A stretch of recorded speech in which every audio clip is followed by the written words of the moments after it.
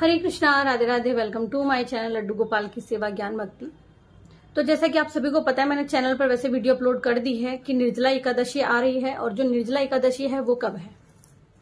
निर्जला एकादशी जो है ना, इस बार 6 और 7 2 तारीख दोनों दिन ही पड़ रही है, और दोनों दिन ही कर सकते हैं ना, दोनों दिन पड़ रही है, कर सकते हैं। लेकिन विधान कौन सी एकादशी का ज्यादा है और कौन सी एकादशी करने से ज्यादा सही रहेगा, मतलब मैं कौन सी एकादशी कर रही हूँ। वैसे मैंने चैनल पर बता दिया है कि मैं 7 तारीख वाली एकादशी कर रही हूँ।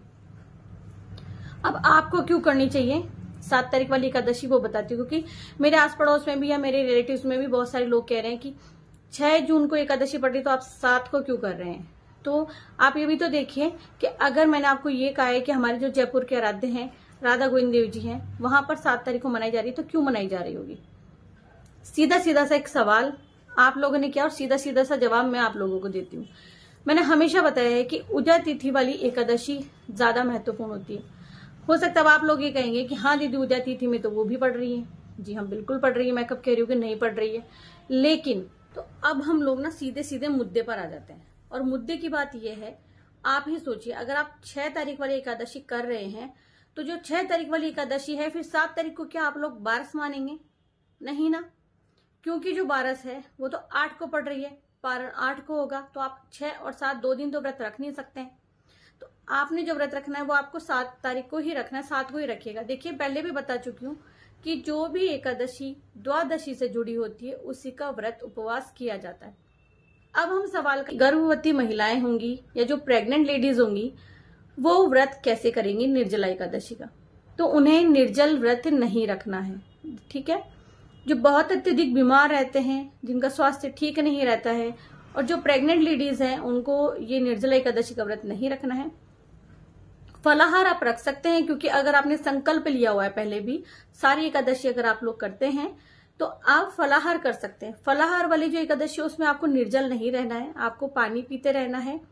और जो निर्जल व्रत रख रहे हैं ना, अब उस मुद्दे पर आ जाते हैं, क्योंकि जो निर्जल व्रत रख रहे हैं वो पानी किस वक्त पी सकते हैं।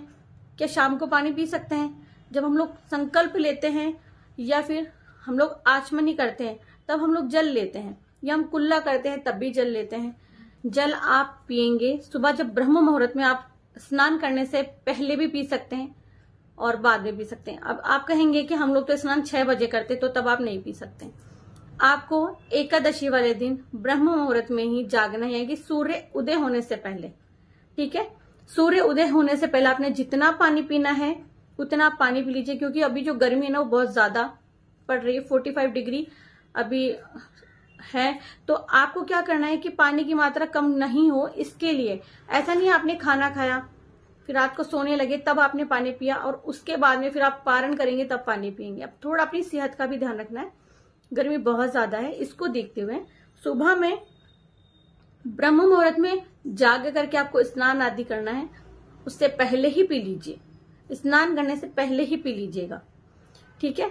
और आपकी इच्छा है आप स्नान करने के बाद भी पी सकते हैं, लेकिन जब स्नान कर लिया तो आप डायरेक्टली, जब पता है आप लोगों को कि संकल्प लोगे, आचमनी करोगे, भगवान जी को स्नान करवाओगे, तो ये जो कंफ्यूजन था कि 6 को एकादशी करनी है या 7 को, ये मैंने दूर कर दिया। पानी आपको कब पीना है, फिर पारण के वक्त पानी कब पीना है, कैसे पीना है, तो चलिए उस पर आ जाते हैं। पारण जो होगा अगले दिन होगा, यानी कि 8 तारीख को। पारण का समय मैंने चैनल पर बता दिया है। तो आप सोच रहे होंगे कि हम लोग बाद में ऐसा कर लेंगे वैसा कर लेंगे, तो नहीं। एक आपने जब भी कुल्ला करना है तो आपका व्रत खंडित नहीं होगा। व्रत कब खंडित नहीं होगा वो बता रही हूँ। अगर आपने कुल्ला करना है खंडित नहीं होगा, आचमनी करनी है खंडित नहीं होगा, संकल्प ले रहे हैं उस वक्त भी हम लोग आचमनी करते ही करते हैं, तब खंडित नहीं होगा, ठीक है।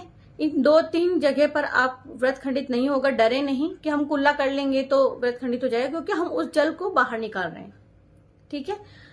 अच्छा, एक दूसरी बात और ले लेते हैं। कई लोग ये पूछेंगे कि ये तो निर्जला एकादशी का व्रत है, तो हम सहगार वाला व्रत क्यों करेंगे, इससे अच्छा तो हम 11 नहीं करेंगे। ये सवाल भी मेरे ही जानने वालों में से किसी ने कहा था। तो मैं आपको बता दूं कि निर्जल एकादशी का व्रत रख रहे हैं तो वो निर्जल व्रत वो व्रत है जो हमें साल की 24 एकादशी का फल देगा। लेकिन जो रेगुलर एकादशी का व्रत करने वाले हैं, जो सदा बाहर व्रत रख रहे हैं, उनके लिए नहीं है। अगर आप निर्जल व्रत नहीं रख सकते हैं तो कोई बात नहीं, आप जिस तरह से व्रत रखते आए हैं उसी तरह से व्रत रख लें। पूजा में बस कुछ नहीं करना आपको, जैसे मैंने पूजा आपको अपनी पिछली वीडियो में बताई है और जैसे पूजा हम लोग बाकी दिनों में करते हैं एकादशी पर, वैसे करनी है। चावल का यूज नहीं करना है। पारण जब आप करेंगे ना, तो चलिए जान लेते हैं कि पारण कैसे करना है। सुबह में जल्दी उठ करके स्नान करना है। स्नान आदि करने के बाद में आपको अपनी पूजा के कमरे में जाकर के रोजाना की तरह अपनी पूजा शुरू करनी है। पूजा करने के बाद में आप वहां बैठ करके 3 बार जल हाथ में लेंगे और जल पिएंगे। जो पूजा का लोटा हमने भरा है वही, उसमें तुलसी दल होना चाहिए। जाहिर सी बात है, जब आप अपना पारण कर रहे हैं एकादशी व्रत का, तो तुलसी दल तो जरूर से जरूर ग्रहण करेंगे। चबाना नहीं, उसे पानी के साथ में आपको ग्रहण कर लेना है। दूसरा, चावल आपको जरूर से लेना है। अब चाहे आप कच्चे चावल लें, चाहे आप पक्के चावल लें, लेकिन उससे ही व्रत आपका खुलेगा। ठीक है, इसके बारे में मैंने पहले भी चैनल पर बताया हुआ है कि आपको पारण कैसे करना है एकादशी व्रत का। ये तो हो गया पारण। अब आपको देना है ब्राह्मण को सीधा, यानी कि जो आपने एक वक्त का भोजन बचाया है वो आपको दान करना है, यानी कि ब्राह्मण या ब्राह्मणी को।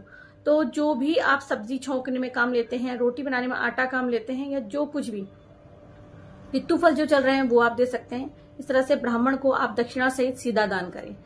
और भी कई जरूरत की चीज होती है वो दान कर सकते हैं। और पूजा में सभी को पता है, हर एकादशी पर बताती हूँ, हर निर्जला एकादशी पर, और सभी लोग निर्जला एकादशी करते हैं, तो 1 लोटा पानी का भर के, मतलब कलश मिट्टी वाला, उसको सराय से ढकें और मीठे पानी का आपको दान करना है। ठीक है, साथ में पंखी भी होनी चाहिए। ये जरूरी होती है कि जो लोग बिल्कुल भी पूजा पाठ नहीं करते हैं वो लोग मंदिर में जाकर दर्शन करके पंडित जी को दान दिए बिना, सीधा निकाले बिना, हम लोग अपना व्रत जो है वो पूर्ण नहीं कर पाते हैं। तो हमारा जो व्रत है वो कब पूर्ण होगा? जब हम पूजा करेंगे, भगवान जी की आरती करेंगे और जो अपना व्रत है उसे खोलेंगे, उसके बाद हमारा व्रत पूर्ण होता है। व्रत खोलने का मतलब ये नहीं है हमने थाली भर के भोजन रख लिया और खाने के लिए बैठ गए और गऊ का ग्रास निकाल दिया, बस हो गया पूरा व्रत। नहीं, कोई भी एकादशी का पारण आप नहीं करते हैं तो आपका एकादशी का व्रत कभी पूर्ण नहीं होता। सत्य है, जो लोग भी एकादशी का व्रत करते हैं, सुबह में उनको जल्दी नहा धो करके सबसे पहले भगवान जी को भी चावल का भोग लगाना चाहिए। चावल से बनी किसी भी चीज का भोग लगा सकते हो, खिचड़ी हो गई, पोहे हो गए, या कोई भी चीज, या खुले वाले चावल बना लीजिए, कुछ भी।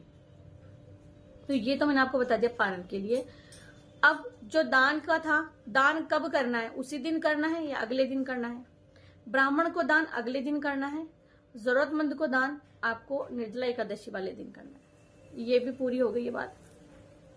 अच्छा, अगर आप शास्त्र की बात करें कि शास्त्र में क्या वर्णित है, कौन सी एकादशी मानी जाती है, तो बिल्कुल आप शास्त्रों में देखिए। शास्त्रों में वर्णित है कि जो भी एकादशी द्वादशी से लगी हुई होती है, जुड़ी हुई होती है, वही एकादशी परिपूर्ण मानी जाती है। तो ये थी वो विशेष जानकारी जो मैं आप लोगों को देना चाहती थी और मैंने दे भी दिया।